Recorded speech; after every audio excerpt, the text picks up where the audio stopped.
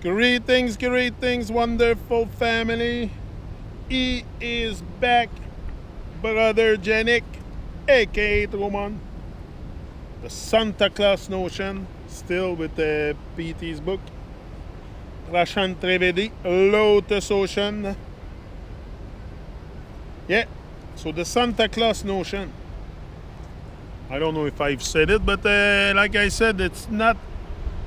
I don't make it an issue to repeat divine mantra, divine stuff, truths, and never a real issue. I think it's a necessity.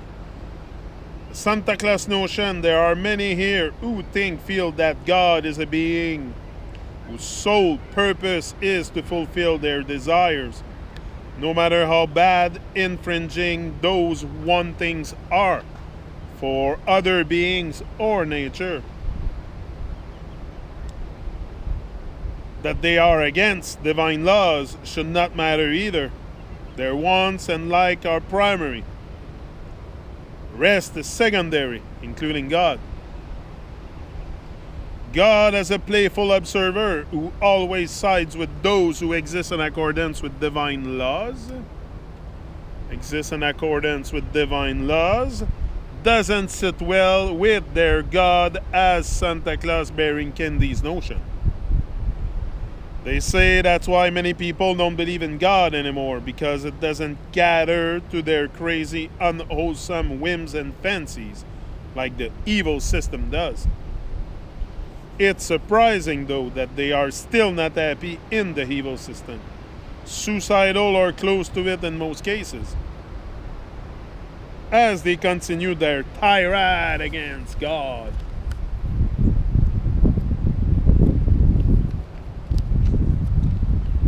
God's misimage in the so-called West. If God is not a sullen-looking being with a crown of thorns, it is a dreary-looking old uncle with Santa-like white beard, spewing boring dialogues. Basically anything which female cannot feel attraction towards. If female get disassociated with God, society automatically will. A very fine way of reducing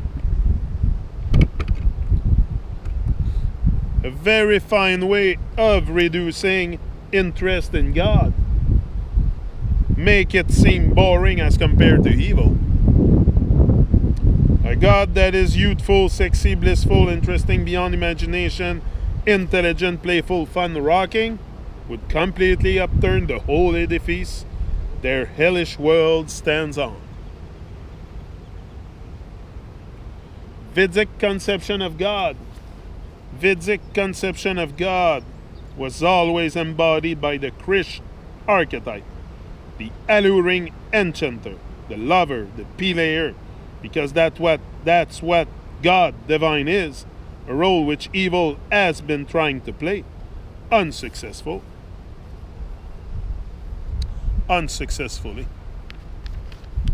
I should say. Large up, pity, much love and light and respect every time for your divine teaching to us all. Not just to me, but many people benefit from his scriptures. You know, that's action. That's big time loving action. When I say love is something you actualize through loving action, that's what it is. Gods of their liking. In Bharat, the land of deities, no matter where one looks, one finds pictorial representation of the Trinity, especially Shiv and Vishnu. That's not a bad thing in itself, but for the fact that they all look like fat shopkeepers, talk about making God in your image, or your desired state's image, or simply your liking and convenience.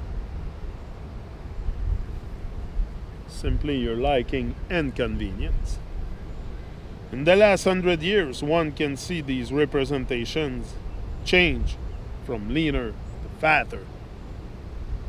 Not surprising in the decaying culture, which sees chubbiness as a sign of prosperity and fattiness as the emblem of personality.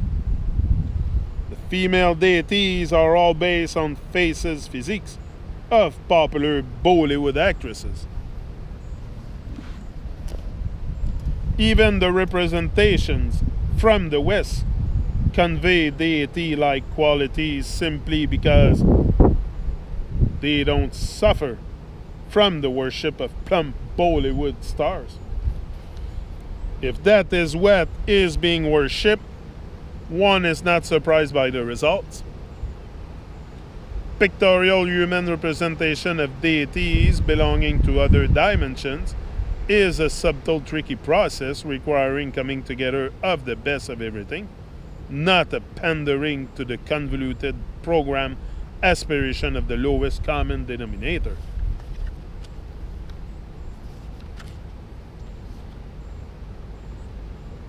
The judges of greatness. There is general misconception amongst the masses of this planet that the being is only great if it does not reveal its own qualities, instead allowing others to reveal its qualities. This would make Krish, an incarnation of divine, not a great being, as he revealed his own qualities from his own mouth in a talk now called Bhagavad Gita. The masses think they are qualified to judge qualities of a soul, which is much higher than them in evolutionary status. It is an illogical impossibility. They can never come to know the partial attributes, let alone complete attributes of a being way beyond themselves. Their conception of great only stretches to what they can perceive. So what they can call great is someone basically at the same level as themselves. In other words, they are great. Would be laughable, if not so detrimental to their evolution. Greater than God.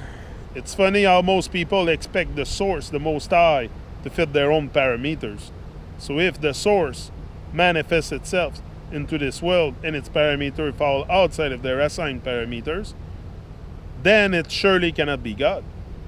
Most people, despite not being absolute experts in any fields, are absolute experts when it comes to one subject, God. Everyone seems to know what God should be like if it were to manifest, especially how it will treat them, accept them as they are, while they judge and ridicule it. Those who conclude God doesn't exist at all also have to be geniuses. Considering the all-knowing nature of this conclusion, so it's settled, all the people are greater than God, because they have parameters outside of God, while God only has parameters assigned by them. Makes one roll on the ground with laughter. And I'll come back with, we can tell God when we see it. We can tell God when we see it. I'll be back.